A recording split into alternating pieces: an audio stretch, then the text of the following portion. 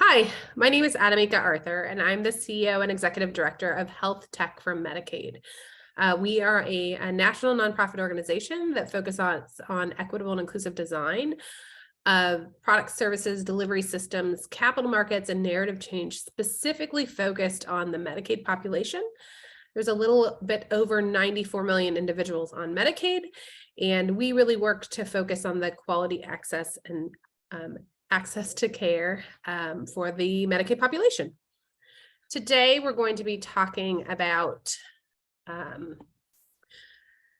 the implementation of digital health equity, addressing social, political, and cultural implications. And we're going to do that kind of in 5 little parts.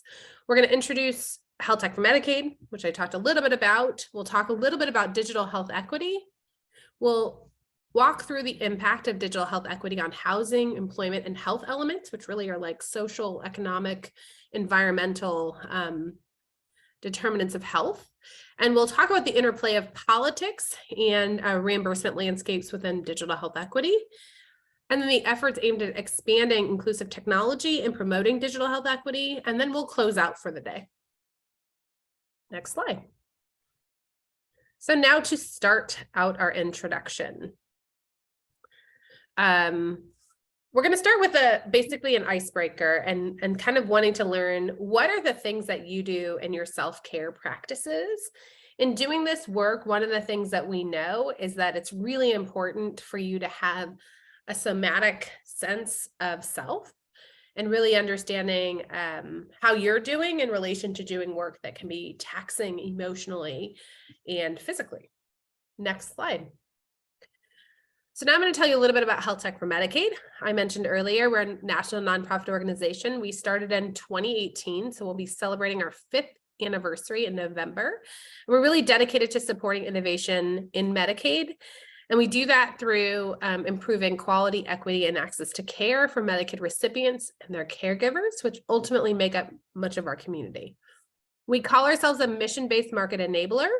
And really that means that we're a convener that really pushes the flywheel of innovation that facilitates cross-sectoral collaborative partnerships. And we really do that through working with entrepreneurs, payers, providers, policymakers, advocates, investors, and also the Medicaid community. We center all of our work on Medicaid, individuals on Medicaid, and also their caregivers. Next slide.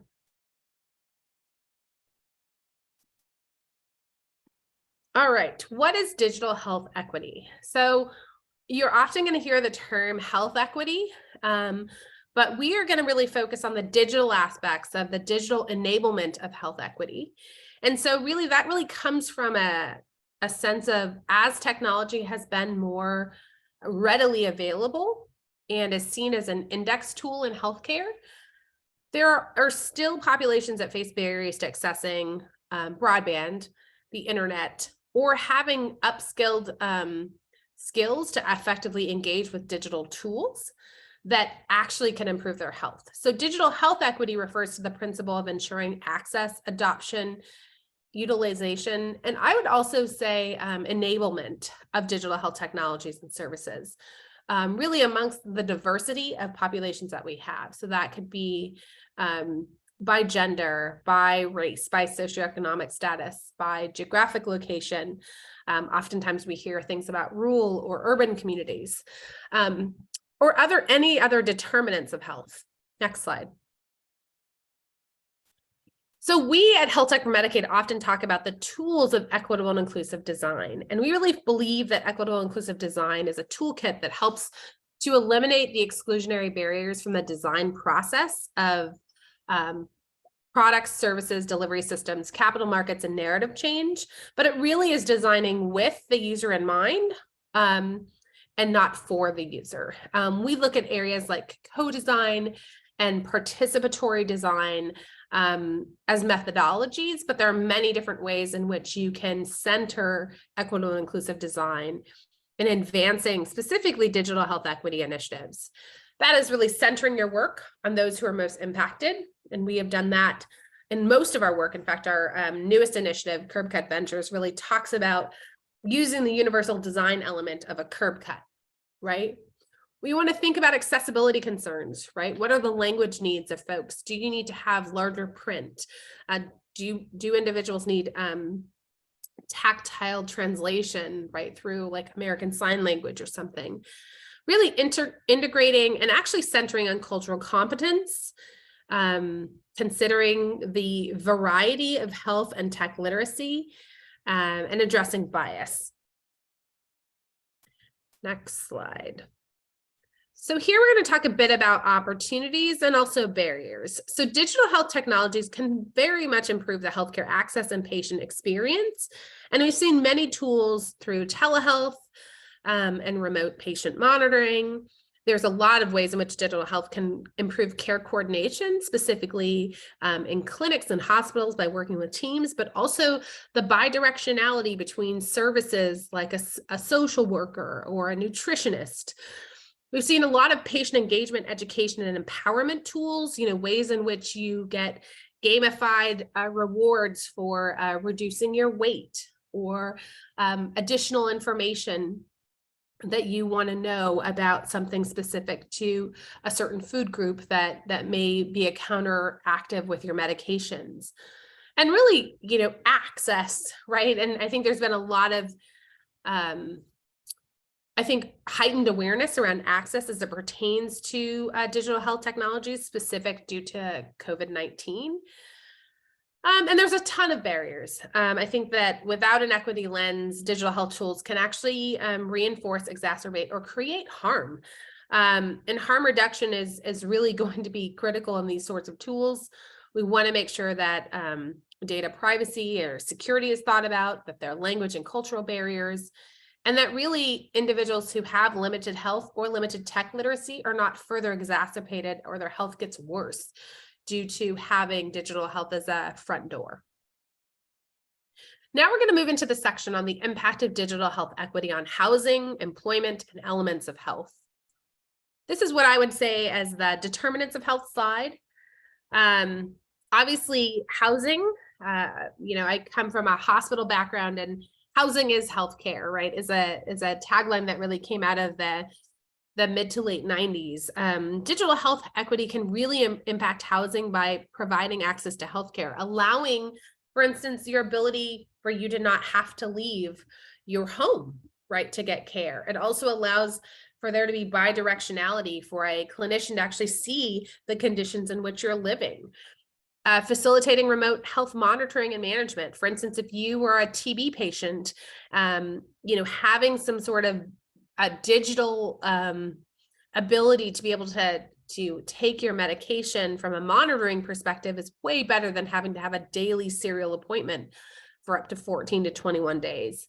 It can provide health education resources, provide mental health support, and really help anyone in a variety of different housing situations. What we consider to be housed is subjective to individuals. Some people believe couch surfing is being housed, right? Other people who would appear to be unhoused really feel as if they are housed. They have a tent or they have a community.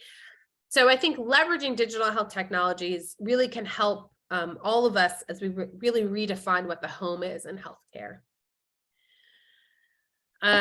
Here's some data that comes from KFF, specifically talking about the Medicaid population, and that we know about 25% of Medicaid enrollees live in a home with limited internet or computer access.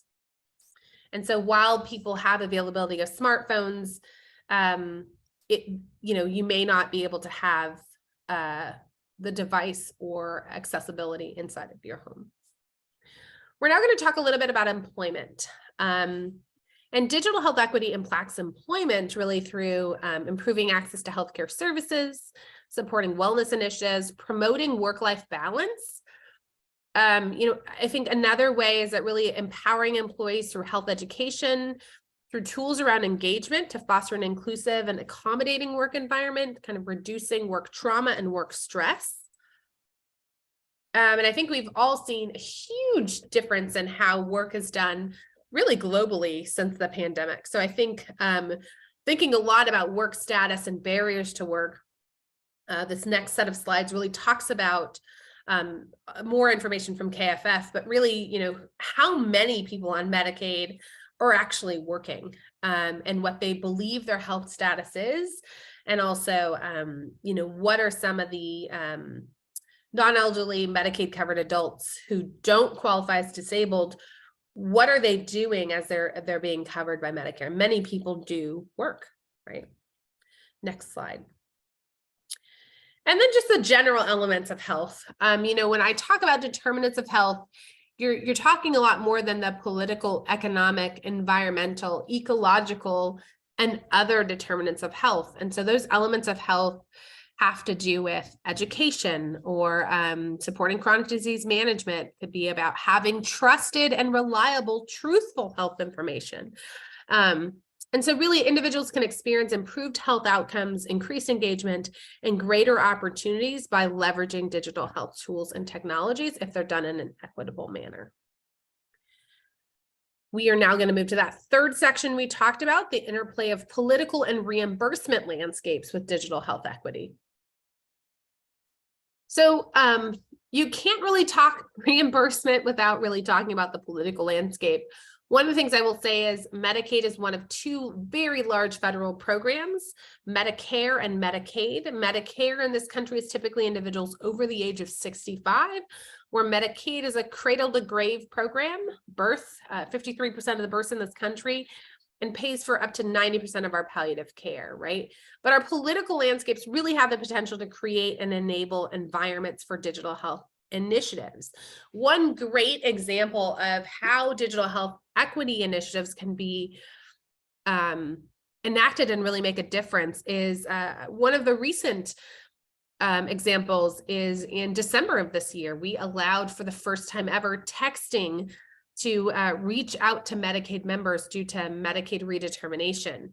And so a huge change in the protections available and a reduction of some work that has been done through the communications channels for many years that looked at how to prevent communities from being proprietary, kind of targeted. And so obviously enacting supportive policies, obviously regulating resources. A lot of politics has to do with how our money flows, how we engage stakeholders, and also promoting health equity agendas. We have seen for the first time ever, the Center for Medicaid and Medicare Services really looking at health equity as a pillar opportunity. Same thing with HHS. So you're seeing for the first time, really the political landscape really influencing and impacting programmatic decisions at a state and federal level.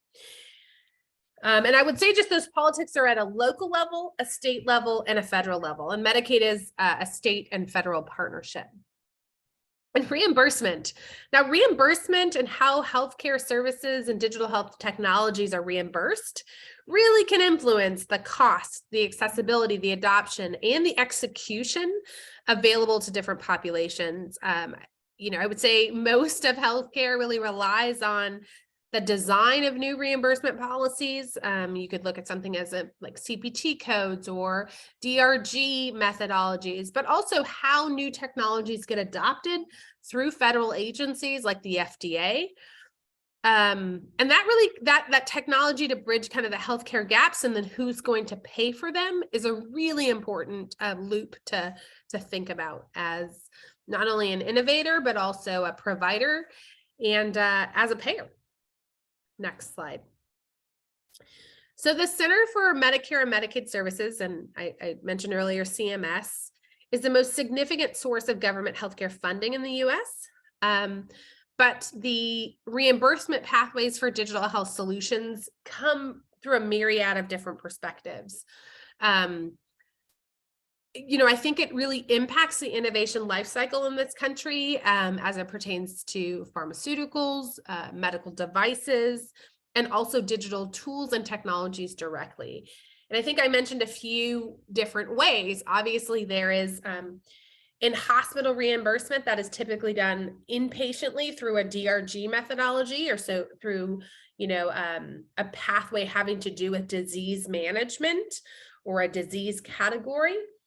In the outpatient space, we typically look at whether or not there are CPT codes, right, which really are regulated through the AMA. So reimbursement, not only for Medicaid enrollees, but for many, is an area that innovators really have to think about as part of their product development.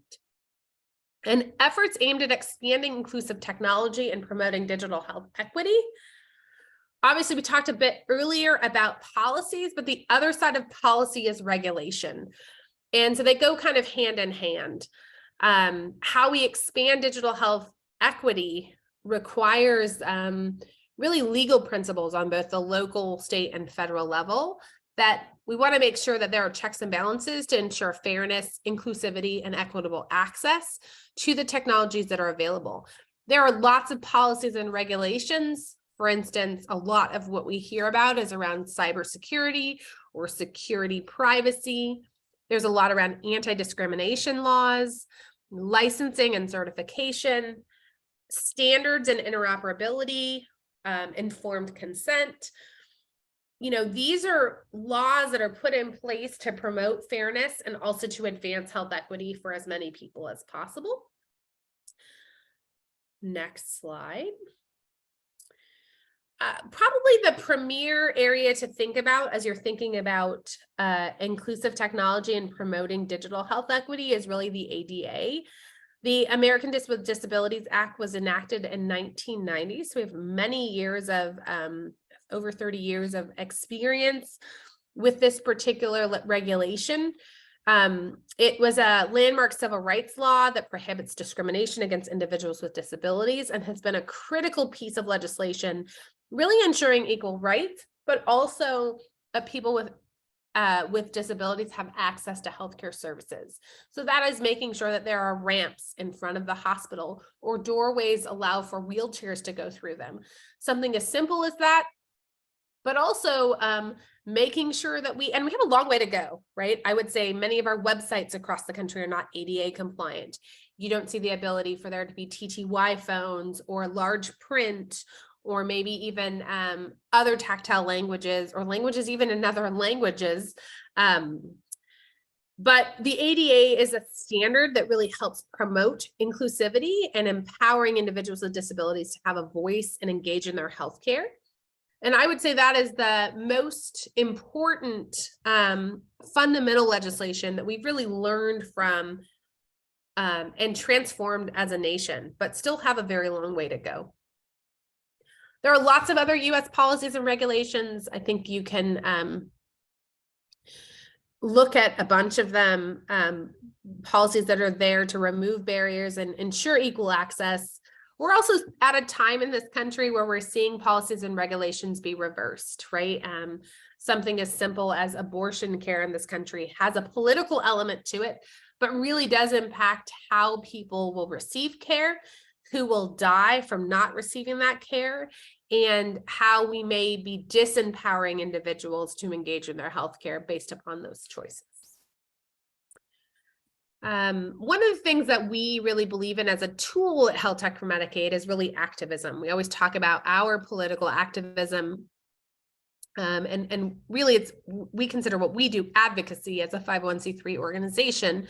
But how can you look at community activism and scholarly work around digital health equity? And this is really, what is the role that academia and community advocates play in creating a feedback loop between grassroots efforts, evidence-based research, and change, right? And that productive tension that is necessary specifically to make sure that we understand digital health technologies and how communities are using them and how to actively participate in more information. And I think some really great examples of places where this work is done, Pew Charitable Trust, a lot of our philanthropic organizations in this country really look at the productive tension between scholarly academic work and community activism, and how do we actually center and collaborate with communities most impacted, but also how are we mobilizing community resources around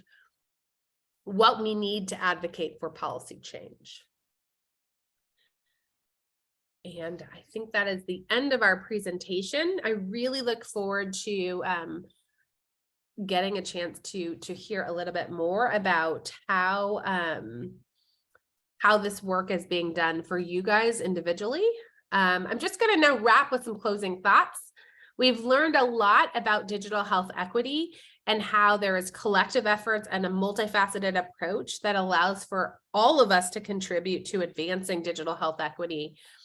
And that really is done with being innovators, creating products and services that allow for us to have technology development, how those products and services can change or potentially disrupt our traditional models of payer and provider. And now we have payvider models, and how those models really can drive change and awareness, specifically through advocacy, and potentially foster new and unique collaborations and partnerships. What are the new public-private partnerships? What do things look like where the role of a pharmacy or a pharmacist looks different than it did 10 to 15 years ago, not just from a licensure perspective, but actually in an administration of care or the delivery of care. And as we actively engage in these areas, we make a meaningful impact on learning more about health disparities, but also how we can impact reducing those health disparities and leveraging digital health as a tool to level the playing field and kind of narrow the gaps we have in our healthcare system. So I want to thank you for your time and look forward to an opportunity to hear more about the things that you're doing to implement digital health equity and impact on a social, political, and cultural way. Thank you.